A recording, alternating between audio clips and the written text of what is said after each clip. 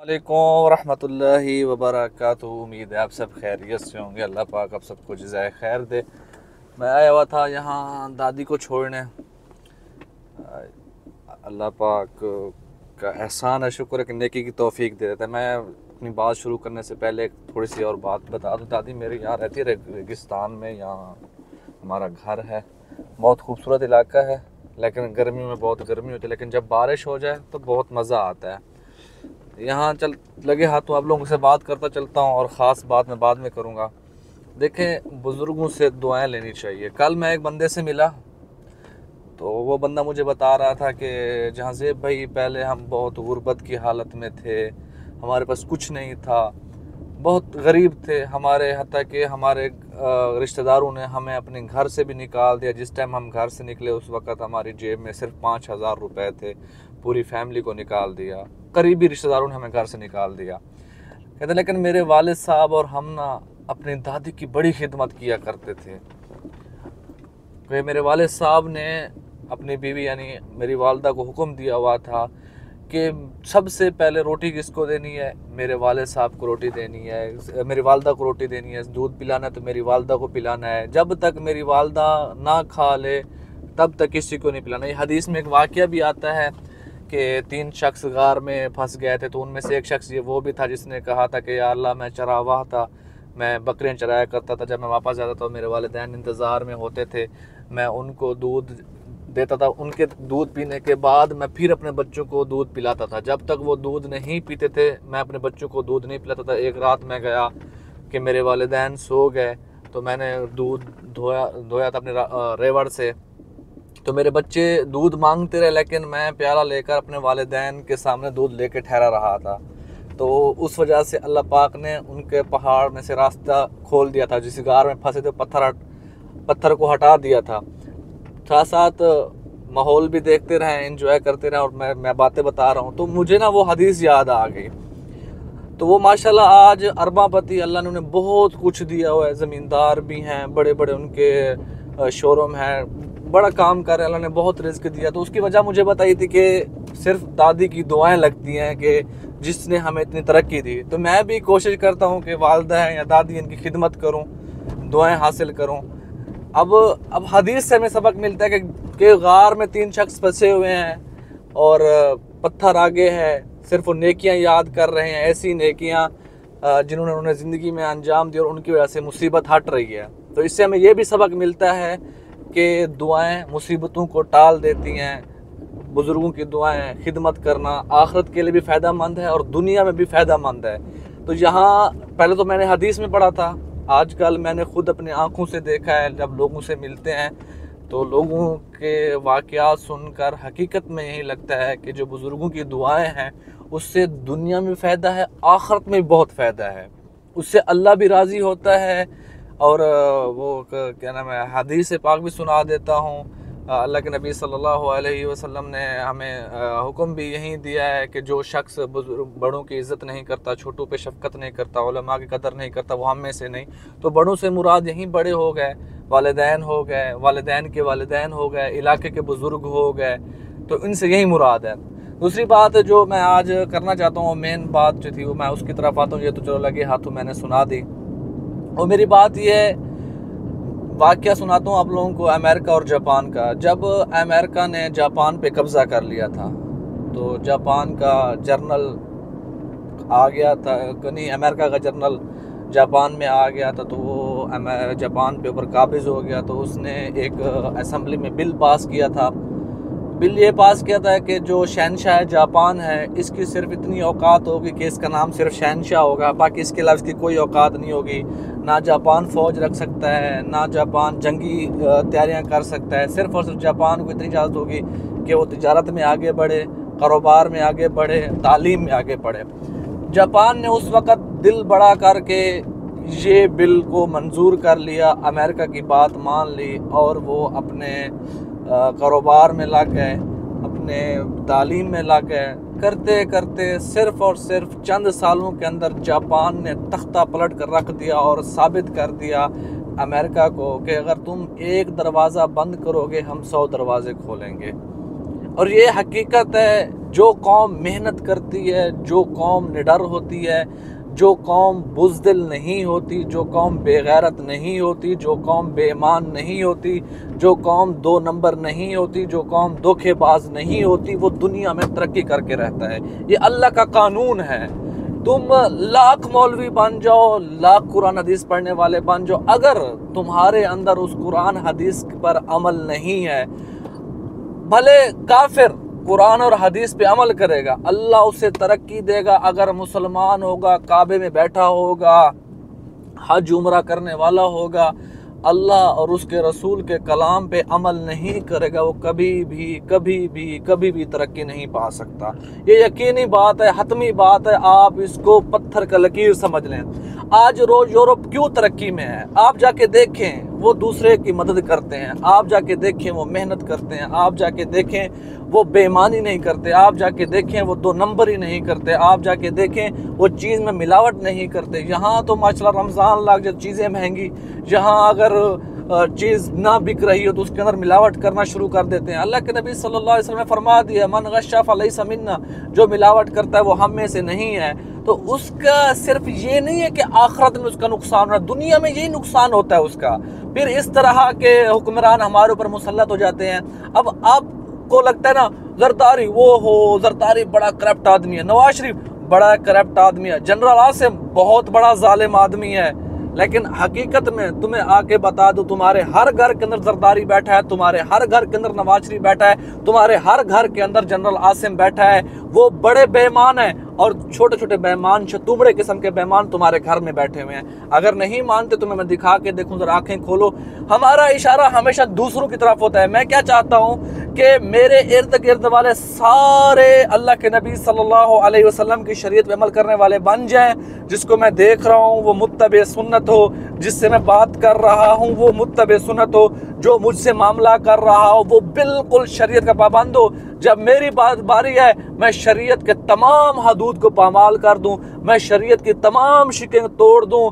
वक्त आने पर मैं जनरल आसिम बन जाता हूँ, वक्त आने पर नवाज शरीफ बन जाता हूँ। फिर गिला शिकवा किससे? जी हमारी फौज तो बेकार है, जी हमारी हुकूमत तो 2 नंबर है, मैं कारोबारी दिखा देता हूँ। चलो नवाज शरीफ तो बड़ा करप्ट है, तुम्हारे कारोबारी बैठे हैं जो इस टाइम सबसे बड़े करप्ट हैं।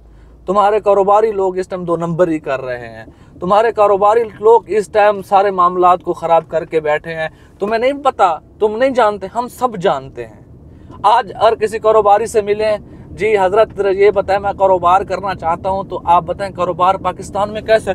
ओ पाकिस्तान में कारोबार? भाई पाकिस्तान में कारोबार मत करना, पाकिस्तान में कारोबार करोगे डूब जाओगे। अच्छा भाई अगर डूब जाएंगे तुम कैसे आबाद हो? तुम्हारे पास अरबों की प्रॉपर्टी कैसे आ गई? तुम कैसे नफा कमा रहे हो? तुम्हें कहाँ से पैसे मिल रहे हैं? जी मैं तो पुराना हूँ, मेहनत कर रहा हूँ इसलिए मिल रहे हैं। ओ भाई तुम्हें अगर अल्लाह रिज्क दे रहा है, कारोबार से कमा रहे हो, क्या पाकिस्तान में और बंदा नहीं कमा सकता? सिर्फ क्या वजह मुनाफकत करते हैं, सिर्फ क्या वजह 2 नंबरी करते हैं, जलते हैं कि जिस तरह मैं कामयाब हूँ तो मेरा भाई मुसलमान कामयाब ना हो जाए, जिस तरह मैं तरक्की कर गया हूँ मेरा भाई तरक्की ना कर जाए। अफसोस है हम लोगों को भीख दे देते हैं, लो भी 500 की भीख है, 1000 रुपए की भीख है, और जिंदगी भर मुझसे भीख मांगते रहो, जिंदगी भर आप मेरे मोहताज रह जाओ। लेकिन हकीकत में मैं तुम्हें बता दूं, ये भीख देने से बेहतर है आप उसके किसी काम आ जाओ। अभी एक बंदा जा रहा है, इसको उठाता हूँ, बेचारा पैदल आ रहा है। ये जब सफ़र कर रहे हो ना, किसी को उठा लिया करो गाड़ी में। अल्लाह ने तुम्हें बड़ी गाड़ियाँ दी हैं तो किसी को उठा भी लो। मैं तुम्हें ये नहीं कह रहा कि मैं दिखा रहा हूँ नेकी, कि मैं नेकी कर रहा हूँ। ये मैं मुस्तकिल ऐसे करता हूँ, जब मैं कहीं जा रहा हूँ, कोई बुजुर्ग आ रहा हो तो मैं उसे उठाता हूँ। ये तुम भी किया करो। आ रहे तुम्हारी बात भी करवाते हैं। चाचा अस्सलाम वालेकुम। चाचा कितना महीने पे हो? बड़ी ना चाहिए ना तक मेहरबानी। हाँ देख मेहरबानी कि तो अपनी गाड़ी चाचा। चाचा किथे गया मैं रखनी बलोच एक खेतरान बलोचिया माई बलोच चाचा जी चाचा के अंदर माई बलोच थी तकड़ा खैरियत है, तबीयत ठीक है शायद है रखनी अच्छे कार था रखनी दरमान मिली थी माल है माशाल्लाह चाचा थी तकड़ा खैरियत है। चलो चाचा अल्लाह थरा खुश रखत अल्हम्दुलिल्लाह अल्लाह पाक का फजल है। ठीक नोखे ताजा सुनाया चाहे उर्दू कैसा ना और कुछ नहीं। अच्छा सरेकी खाए?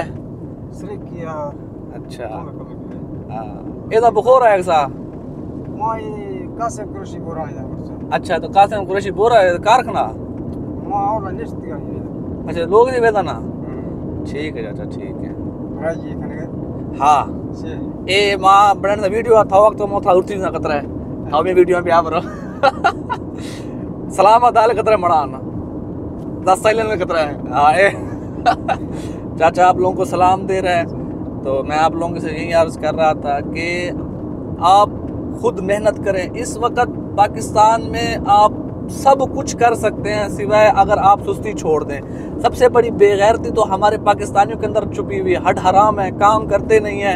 सबकी यही ख्वाहिश है कि रातों रात अमीर हो जाएं। वो भाई मेहनत के अंदर सब कुछ छुपा हुआ है। मेहनत करो, अल्लाह पाक बड़े कदरदान हैं, बड़े कदरदान हैं। अल्लाह पाक बड़ी लाज रखने वाली ज़ात है। अल्लाह पाक डूबते को सहारा देते हैं। और याद रखो जो मेहनत करेगा वो निकलेगा, जो मेहनत करेगा। अब देखें गन्ना है, अगर आप इसको हम बैल वाले कोहलू में डालें तो गन्ने में से 25% रस उसके अंदर बाकी रह जाएगा। अगर हम उसको बिजली वाले कोहलू में डालें तो 15% रह जाएगा। अगर उसी गन्ने को हम मिलों में ले जाएं, शुगर मिल्स के अंदर, तो वहाँ उसके अंदर 0% रस बाकी रह जाएगा, सारा रस निकल जाएगा। आप इससे सोचें, जितना जिस चीज़ पे वज़न आता है ना उतना उसमें से रस निकलता है। इसी तरह अल्लाह पाक ने इंसान को डिज़ाइन किया है। ये ज़िंदगी को मुश्किलात से भर दिया है, कभी खुशी कभी गम। जितना इंसान के अंदर मुश्किलात सहने की हिम्मत पैदा होती है, जितना इंसान मुश्किलात सहता है, सब्र करता है, उतना इंसान दिन ब दिन तरक्की करता है। इन्ना मअल उसरी युसरा के पहले परेशानी अल्लाह ने बता दी है कि अगर तुम दुनिया में कामयाब होना चाहते हो, आखिरत में कामयाब होना चाहते हो, परेशानी के साथ कामयाबी है। आप क्या चाहते हो? सिर्फ कामयाबी मिले। जिस दिन देखें आप लोगों ने हार्ट बीट देखा होगा, किस तरह चलता है, यूं चलता है हार्ट बीट। इसे क्या मतलब होता है? कभी ऊपर कभी नीचे, कभी ऊपर कभी नीचे। अगर डायरेक्ट लाइन बन जाए तो क्या कहते हैं? द पेशेंट इज नो मोर।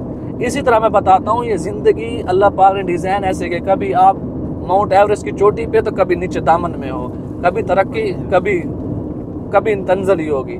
तो मेरे अजीजों, मेहनत करो, परेशानियों को सहो और आगे निकल जाओ। छोड़ो अब सुस्ती, छोड़ो हुकूमत को मलाम करना।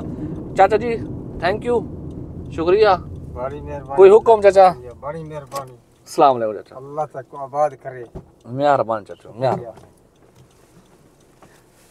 तो चाचा यहाँ कुरैशी एक बाग है, उधर काम करते हैं, वो वहाँ गया हूँ। बहुत अच्छा बाग है माशाल्लाह, बहुत बेहतरीन बाग। चाचा मेहरबान, चाचा बहुत शुक्रिया। तो चाचा को हमने उतार दिया, एक किस्म का व्लॉग भी है, एंजॉय कर लें थोड़ा। हाँ मैं बात क्या कर रहा था, मैं ये बात अर्ज कर रहा था कि भाई अगर तुम कामयाब होना चाहते हो, मेहनत करोगे तो निकलोगे। मेरे ख्याल से जिन लोगों ने मेरी किताब नहीं पढ़ी होगी, थिंक एंड ग्रो रिच वाली किताब नहीं पढ़ी होगी, वो किताब मैं पढ़ता हूँ, यकीन करें मैं हैरान हो जाता हूँ कि यार ये बातें तो मुसलमानों की थी।